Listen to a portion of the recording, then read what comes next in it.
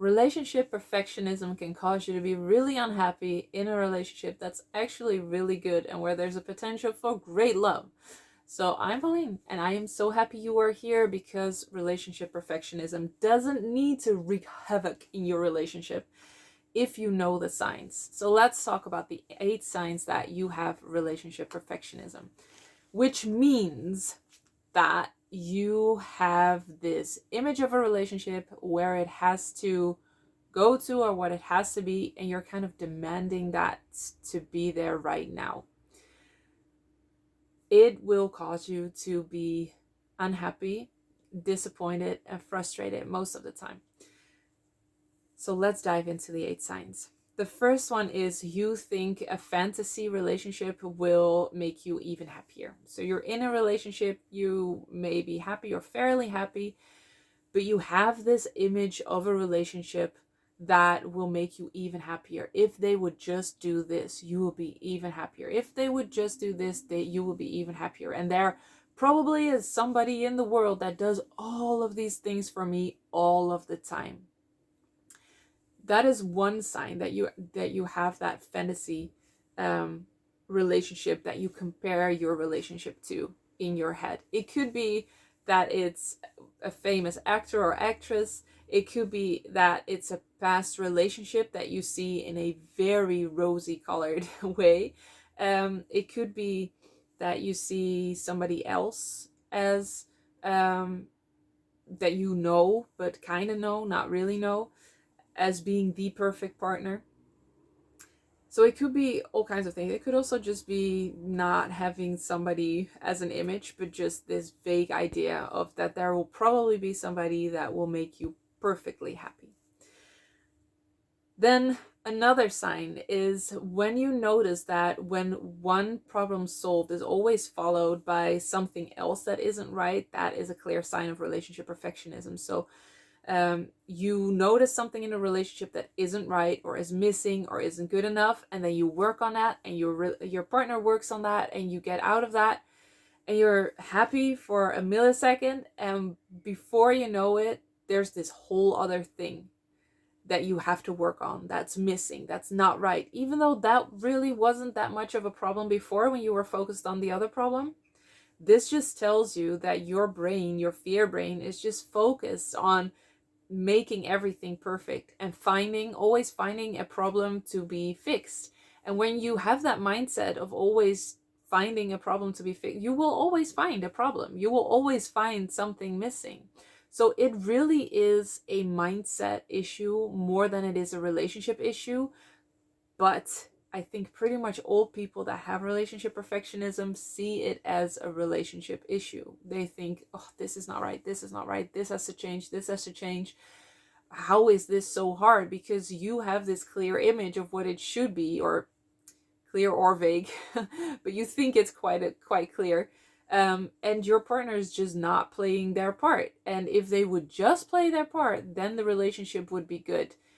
Not noticing that actually your mindset of always finding something that is wrong or missing or not right or not good enough is actually causing you to be unhappy, which also has an influence on your relationship.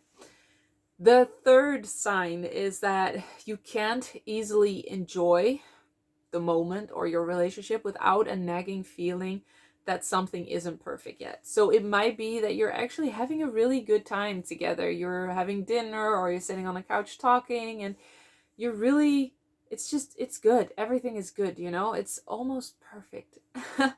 But then there's this nagging feeling that it isn't completely perfect. I noticed this so clearly when there were beautiful moments. I thought, oh, but we have this problem and that's not solved yet. So I'm not allowed to completely enjoy this moment because that's not solved yet.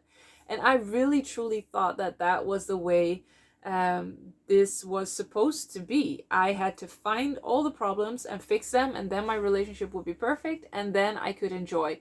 And I didn't realize that I wanted it to be perfect. I just thought I have to fix those problems because otherwise it isn't good enough. So that line between perfect and good enough usually is quite vague for those with relationship perfectionism. And then having that nagging feeling all the time and always having almost a backup problem. Like you always have this problem that you can work on, or that your mind goes towards when you're having really beautiful moments in the moment.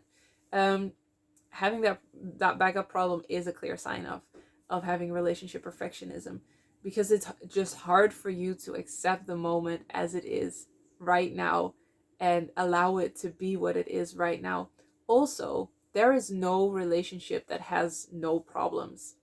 I learned so much from studying with John Gottman, who is an absolute god in this area of happy lifelong marriages. And he said every happy couple on average has 5 problems they can't solve. And the first time I heard that, I was like, what? No, you have to solve them. You have to fix those problems, right? There's no problems to be had. Then you're happy. That's not how it works. Happy couples are happy despite the average 5 problems that they have that they can't solve. So what do? They just accept that, you can't work everything out. And you have these 5 things that will just keep popping up every now and then. You find a way to manage it, but you don't put all of your energy in trying to solve those, because that's what you will be doing for the rest of your life, while being unhappy and very frustrated and being disappointed. And another sign is that your feelings are never intense enough. So a lot of relationship perfectionists, and I think definitely the ones that have the fearful avoidant attachment style, have this relationship, or that this feelings perfectionism also. So even when you're having a nice moment with your partner, you're like, oh no, I should be even happier. There's a butterfly here in the attic.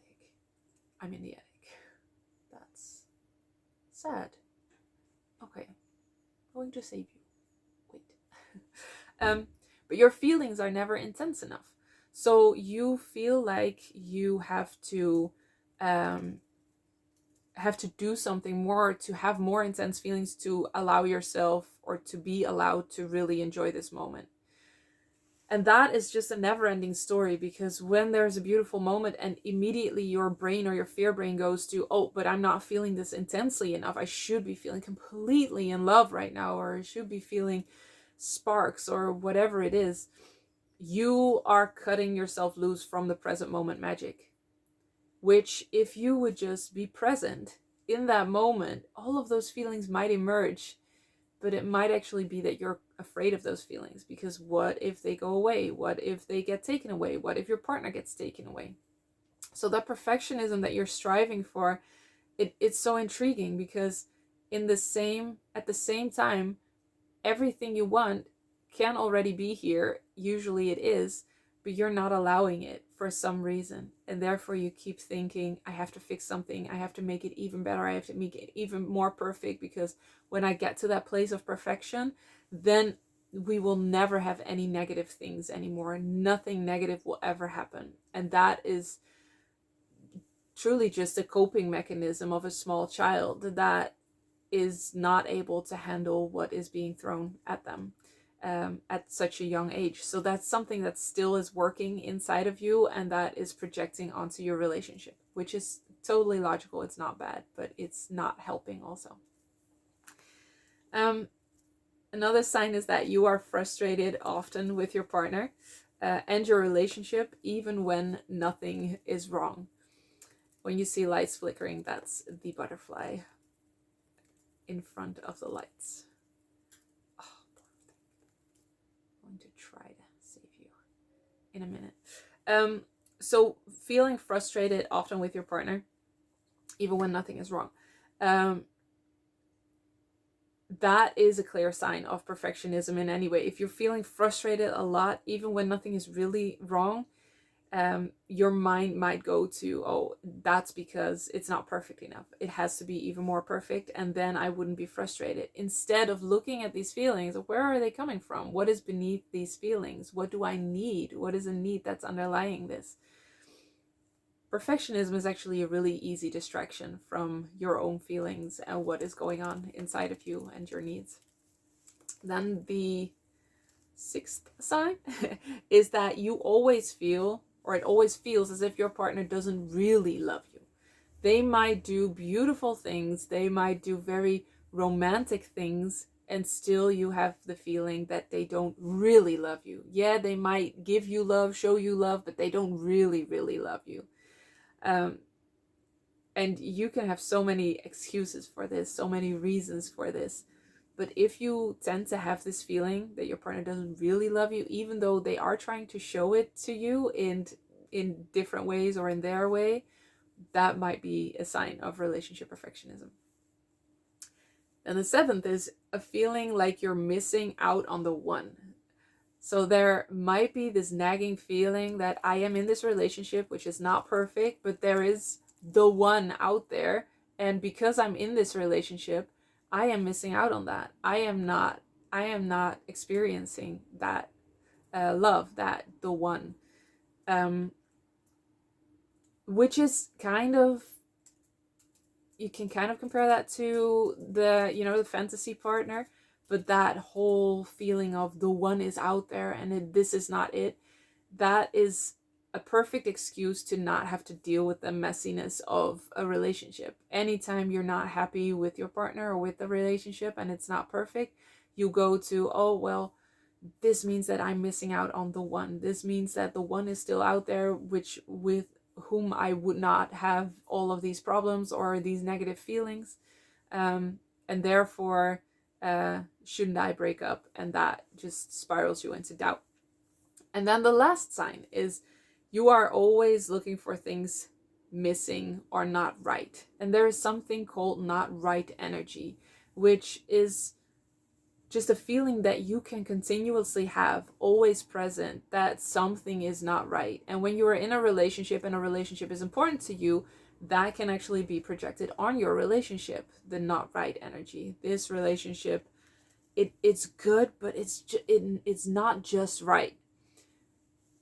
Whereas that usually is a sign of trauma, and it can be healed, because it doesn't have to be perfect to be very right and to feel very good. So when you notice that you're always looking for something missing or not right, there's the butterfly. You see it. Look. When there's always something missing and you're looking for something missing always, that is a clear sign that you have relationship perfectionism, because you believe that when things are perfect, when your relationship is perfect, then you're safe. Then you will be safe. And in society, we have this kind of weird relationship with perfectionism. We kind of have it on a pedestal also, like it's a good thing.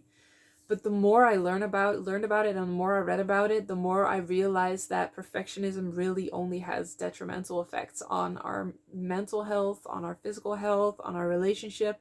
And this isn't to scare you, but this is to make you aware that if there is a part of you that thinks, oh, well, but this perfectionism isn't bad, that makes me want to work harder and get things that other people don't get. That is not true, because it could be that you could be very happy in this relationship right now, but because of this perfectionism, you are actually struggling, and you are disappointed and frustrated and unhappy in the same relationship. But perfectionism causes you to experience things differently, and usually, or almost always, more negatively.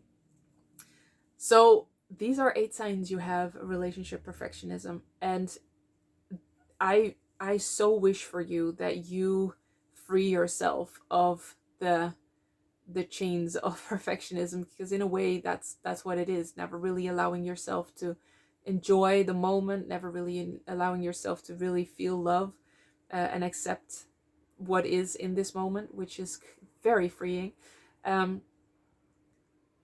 But you are able to heal this. You are able to let this go, find the roots and heal this. This is partly what we do in the online program, Healed and Happy. We go to the roots of the fearful avoidant attachment style, but a lot of fearful avoidant attachments,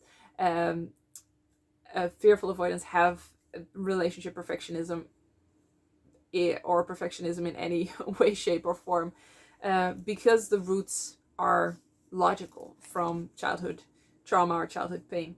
So you can release that, you can heal that, so that you don't, out of fear, have this mindset of everything has to be perfect before I get to enjoy life, because what I don't want for you is that that is something you are going to do for the rest of your life. Like, when are you going to allow yourself to actually enjoy life and your relationship and love? Because you are worthy of that right now, as you are right now. There's nothing that you have to do or work at or prove or perform for to get that.